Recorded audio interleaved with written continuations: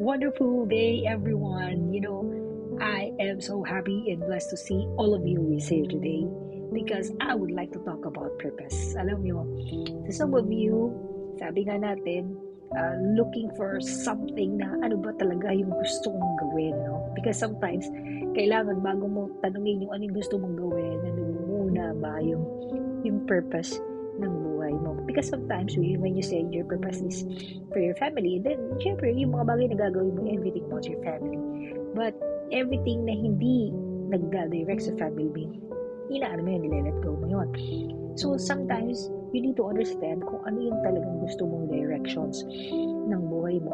At yung directions na yun, dapat, yun yung nagfulfill ng purpose ng buhay mo. So, that's why today, tandaan nyo, pag sinabi nating purpose, dapat yan yung pinaka-core ng, ng mga bagay na ginagawa mo. Kasi, yung purpose na yan din ang magbibigay ng result.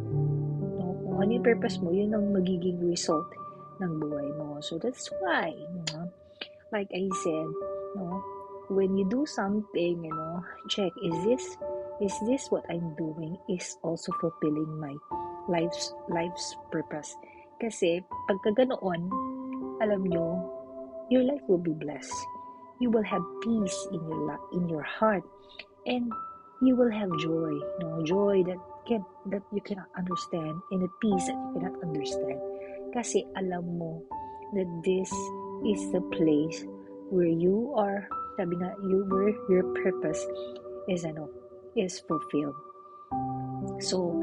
So like I said, lahat ng mga bagay na ginagawa natin, laging yung dikit doon sa kung ano yung purpose natin sa buhay. So that's why today, to some of you who are still trying to look for something, ano ba ito may dikit sa purpose ko, redirect, reset, take a note, sulat mo, and then pray about it. Manalangin ka.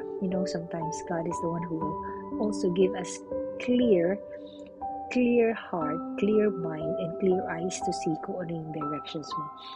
So, like to me, everything that I do, even the things that I do, my side hustles, sabi nga nila, bakit meron ka pang ginagawa?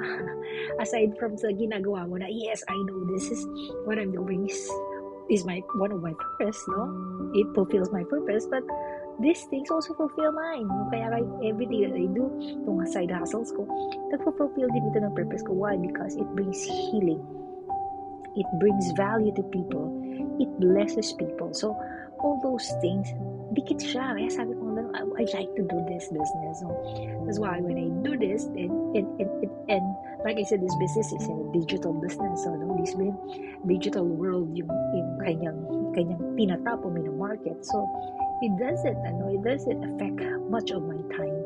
It doesn't affect much. May effect pa rin kasi you really need to give time, but it doesn't give a big chunk, So, but at the same time, I know that I can help people.